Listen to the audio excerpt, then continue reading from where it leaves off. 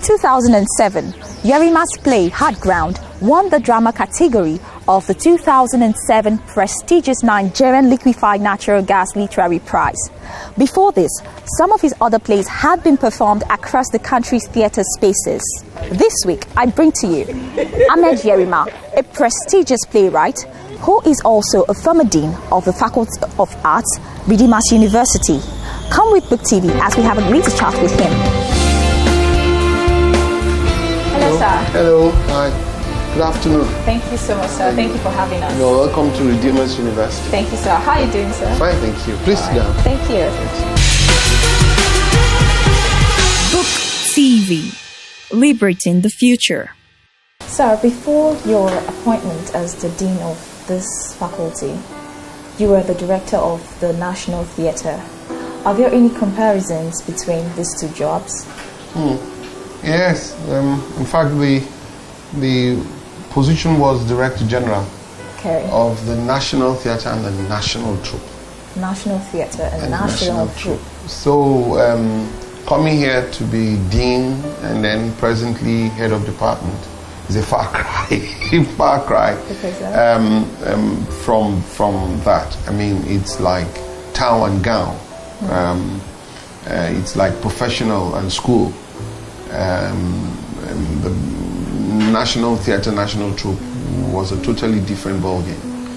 One, because I was dealing with artists, top-rate artists, Bobby Jacobs, Joker Silva, all these top.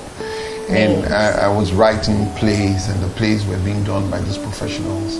I was leaving Nigeria, taking artists out to perform at festivals representing Nigeria and sometimes Africa. And so it's totally different. Coming to school was meant hanging all the boots, all those international fame and acknowledgement and things.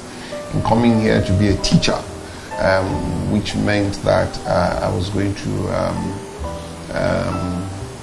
just forget all those razzmatazz and be more realistic and basically also in order to get the students, not the professional artists now, to perform and to understand where I was coming from. I had to come real down to their level. But what it does for me, or the link which is still going on for me, is that I can use the stories and the experience gathered from the professional level and come here and use it to teach and write papers and write books. And so it becomes easier for me to be one person rather than two different people. Nice. So how has it been so far?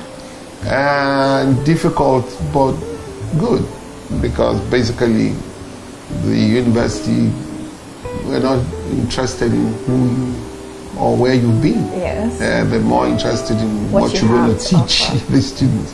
So one has had to work harder to say, look, I'm not just a flash, but I'm a solid academic, because they're two different things. Okay, sir. We know that you're an award winner, several awards being nominated, and a lot of plays that you've written as well. Which can you say has been the most challenging amongst your write-ups? I was half hoping you wouldn't ask this question, because each play I've written has been a difficult and different experience.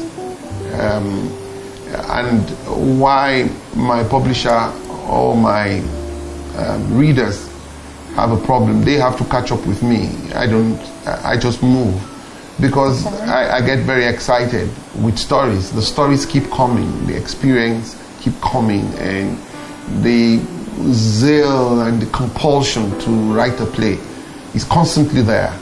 And each play has its own story, its own characters, its own challenges. And the beauty for me, why I can do that, is because I can write plays from different cultures. Okay. And like each time I finish this one, I'll say, oh, we is going to be the play. It's going to be the definite play that I would love most. And then a new idea comes in. And right now I'm writing a play titled Abobaku. And I've got so much information and I'm so excited about writing it. So about this new play, we noticed that most of your plays are, geared towards culture and a people. You want to tell the story of a people. Why is that? Because I'll tell you a little trick I found out. When I was in school, I wanted to know why William Shakespeare was such a great guy. Why would they force great lecturers of mine to read William Shakespeare, and then I come in and they make me read William Shakespeare?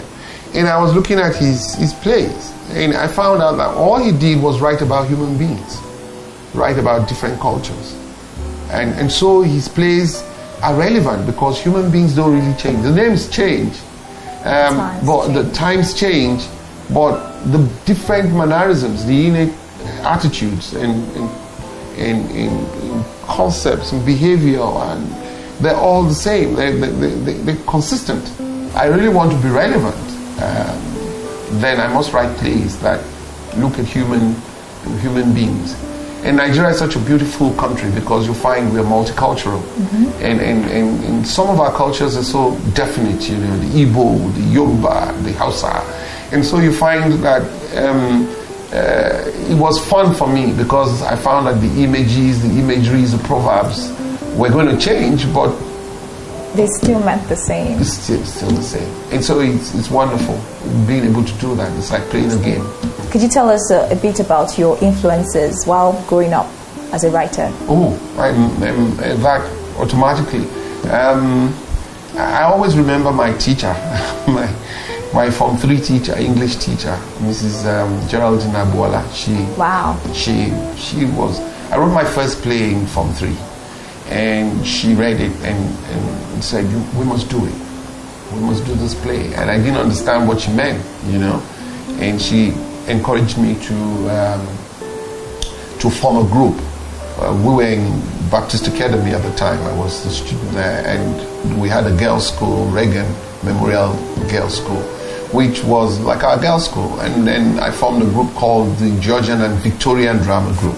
Wow. And we did it, Batruma's daughter. And she put in her money, she put in her time, she proofread the script, and was at rehearsals with us, and I'll never forget her, and I think that was what inspired me to read. But everybody thought that inspiration was for law, which I ended up not reading. Booktv, liberating the future. My name is Amasha Ndalakbo from Redeemers University, 400 level Theatre Arts Department. I'm going to be reading a play titled Hard Ground by Ahmed Yerima. The school you sent me to was made up of waste ground and poverty. And even as a child, you smell it, and you quickly learn that nothing is free unless you ask for it. And when they refuse to give it to you, you grab it. And that is what we are doing. Boys first growing up fighting for bean cakes and puff-puff. Then gradually, we are forced to grow up to become men overnight, asking for our rights. Booktv, liberating the future.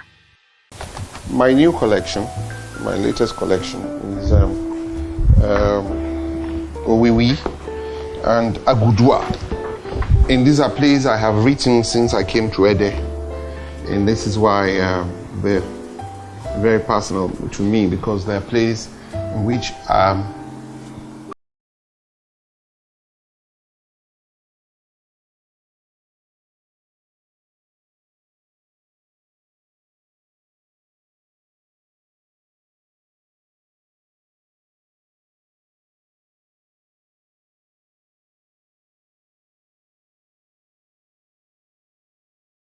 the blob of each of them, and I said, "Oh, good! It means I hit it."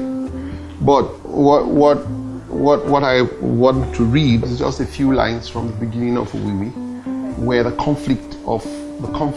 of conflict occurs in the minds of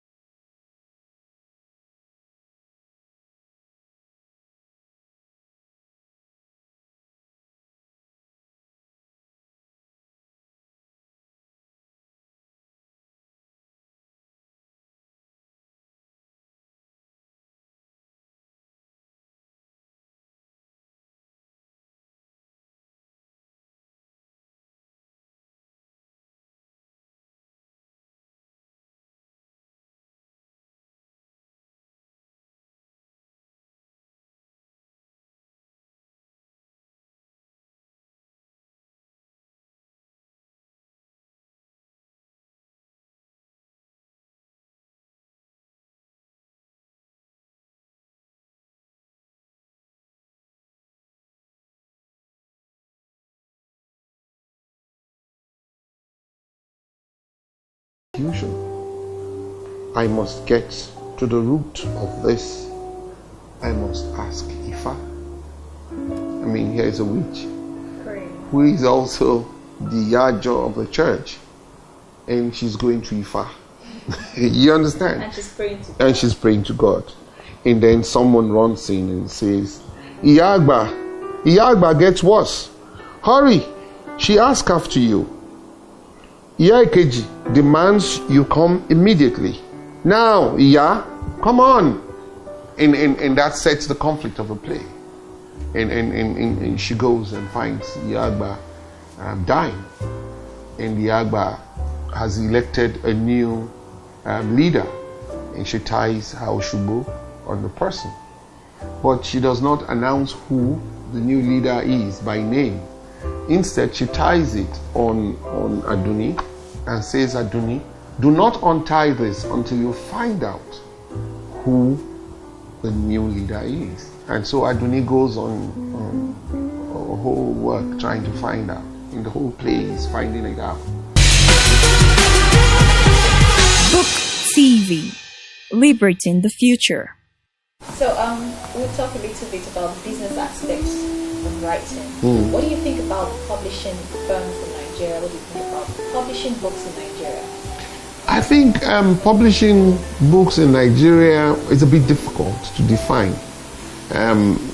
It will be, I don't know how many Nigerian playwrights live on their works.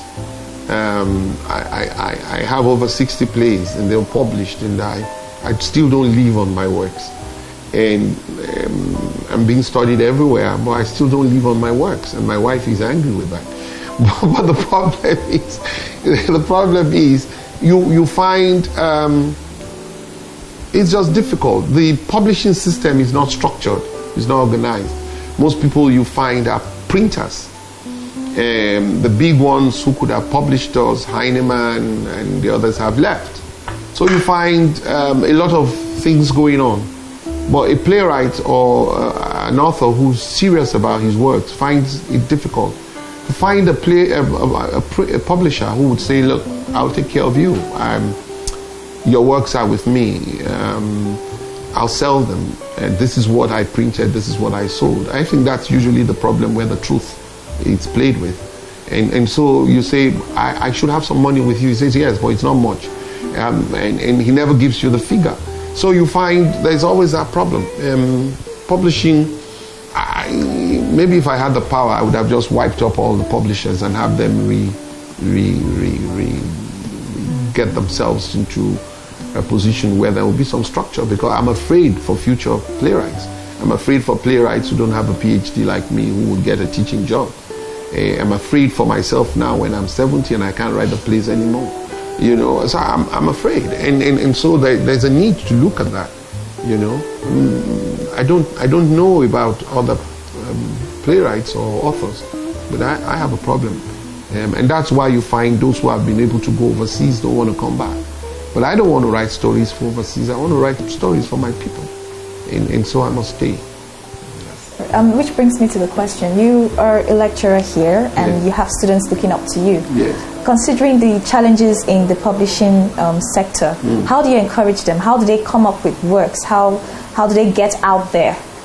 I'm always very cautious first to prepare them, because the young writers are always in a haste. In fact, the case I have now is a young lady who came to my class for playwriting once and has given me 2 scripts.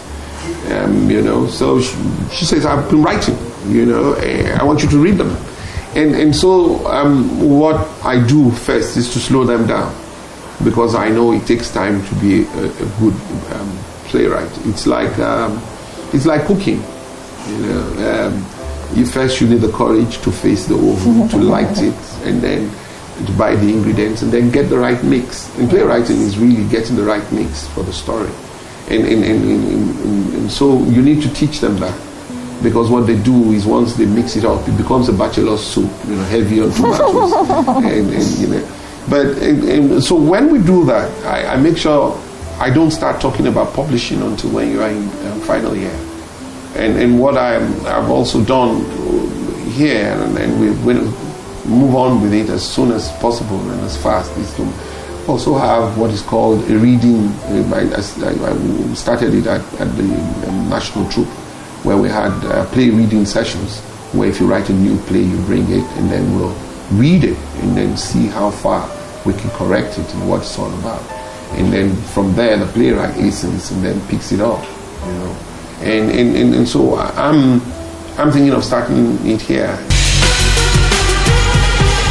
Booktv, liberating the future.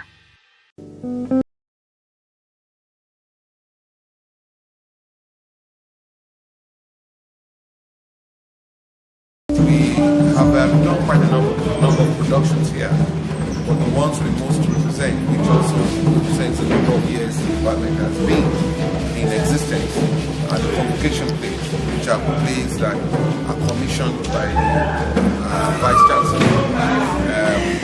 University Management, for the convocation program. And so that allows us to say we have a job or part of the university's development. So if you look at this, you'll find this was written by our head of department. We also have a rule that all convocation plays must be written by staff of the department. Yes, there must be new plays. Here we have a total, which was our first convocation in 2009.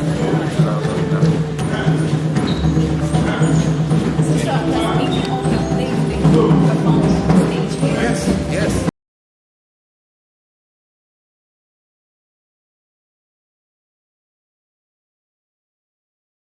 This was my first play. Yeah.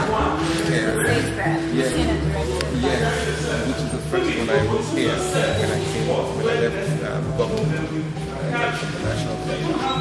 And then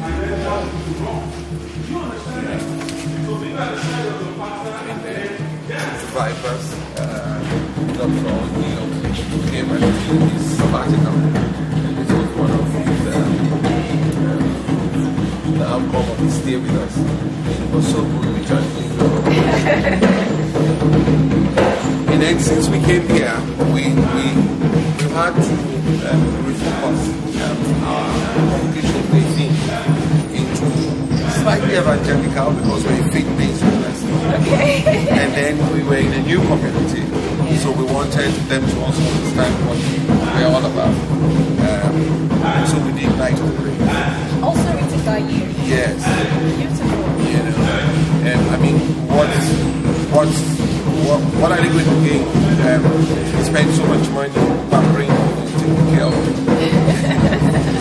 So the best I can do is show them the reason why.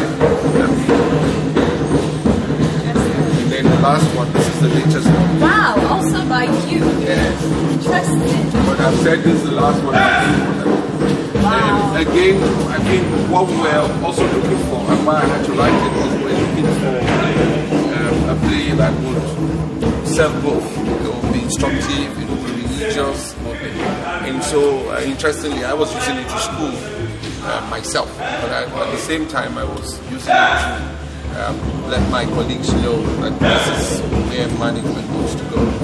And I haven't done this. I think now people will understand what, because when they hear the accolades on these two plays, then they'll understand that the church rules the school is happy with this type of play, and that sets the focus. And I think that's the whole thing about mentoring, and that's what the play is about. So next year, I'm sure now we're going to saying I want to two plays that management line I would like now.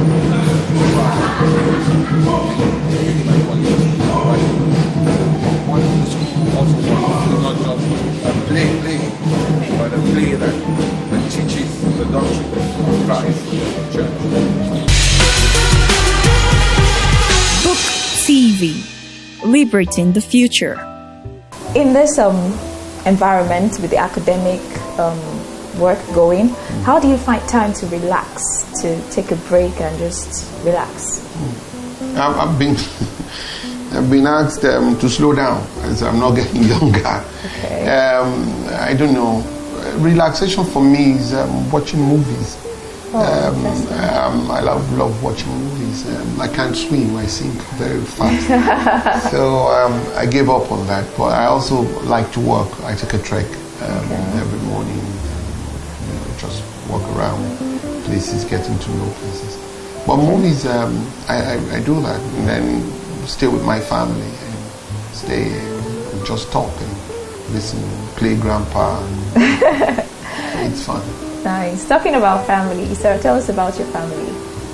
My family, I have 5 kids, 5 children. Wow. And I have a very lovely wife, at least from my eyes. What's her name, sir? Bridget. Her name is Bridget. And she's very caring. And she's kind of brought my kids together.